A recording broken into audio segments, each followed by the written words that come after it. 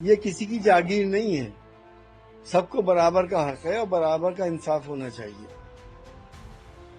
सिर्फ मुसलमान ही नहीं बल्कि क्रिश्चियंस और हमारे सिख भाई भी नॉन वेज इस्तेमाल करते हैं। आप कैसे किसी को रोक सकते हैं? ये किसी की जागीर नहीं है। सबको बराबर का हक है और बराबर का इंसाफ होना चाहिए। सिर्फ मुसलमान ही नहीं बल्कि क्रिश्चियंस और हमारे सिख भाई भी नॉन वेज इस्तेमाल करते हैं।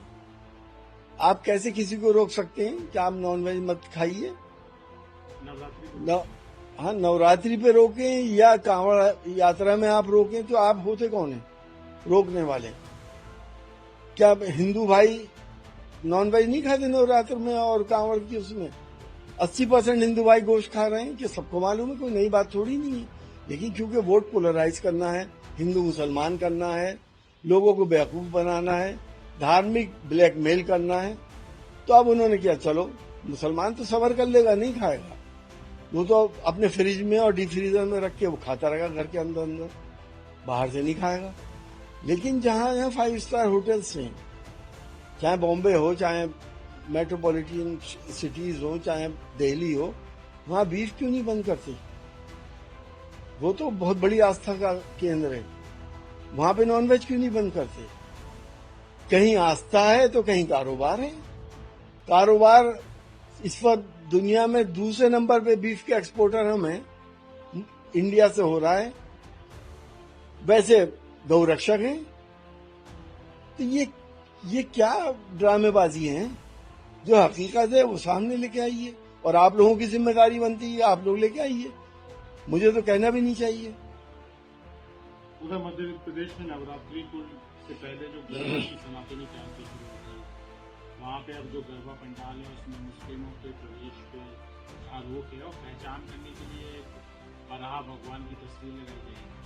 पहले वहाँ पूजा करेंगे जो लोग, वही एंट्री होगी। देखिए, ये नौबत क्यों आई? मैं तो फिर भी इसके फेवर में हूं कि मुसलमान बच्चों को, मुसलमान नौजवानों को गरबा में हरगिज शामिल नहीं होना चाहिए।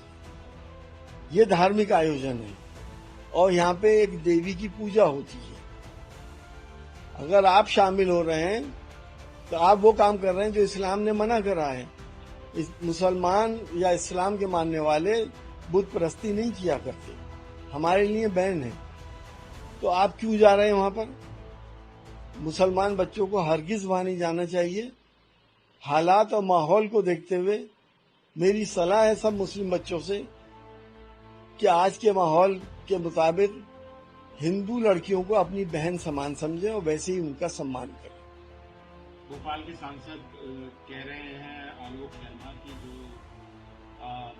लोग हैं वो जो क्या कहते हैं आपका जो लव जिहाद। चलिए, वो गरबा पंडाल में जो मर्जी आए वो करें, लेकिन देखिए, जहां तक लव जिहाद का सवाल है, ये टर्म तो अभी 5-10 साल की है। नौजवान जब होते हैं, अल्लाह ने, ऊपर वाले ने मर्द और औरत में एक अट्रैक्शन पैदा किया है।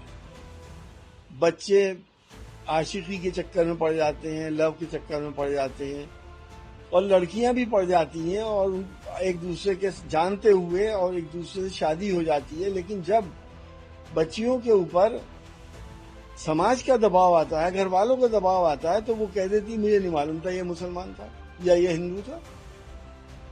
तो वो हकीकतें भी सोचें। और ये प्यार मोहब्बत लव आज से नहीं, ये तो लैला मजनू, शीरी फरात कितने हो चुके हैं।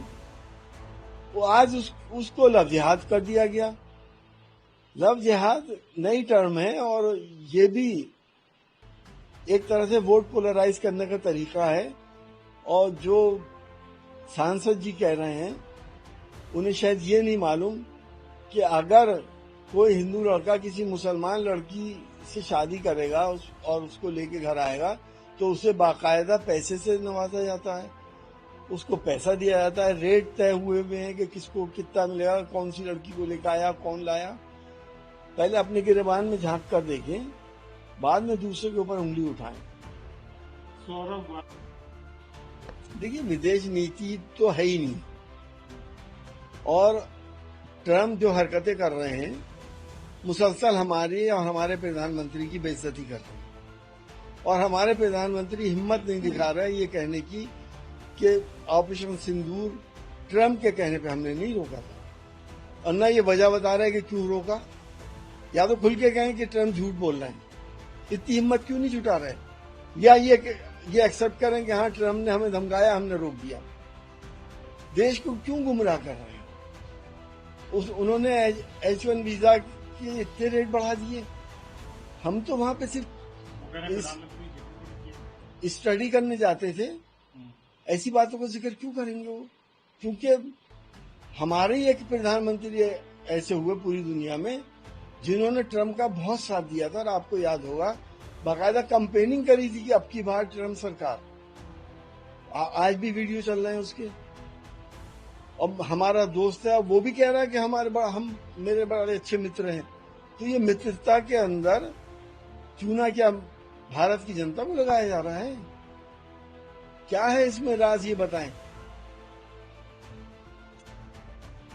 देखिए, इंसानियत ने, सारे धर्मों ने माँ का सम्मान सिखाया है। किसी को यह हक नहीं कि किसी की माँ के लिए असम्मानजनक शब्दों का इस्तेमाल करे। माँ माँ होती है, चाहे दुश्मन की हो या किसी की भी हो। जो भी प्रधानमंत्री जी की माँ का बेइज्जती करने के बयानात देता है, हम समझते हैं कि उसको इस बात से रोका जाए और कानून के दायरे में लाके उसे सजा मिलनी चाहिए।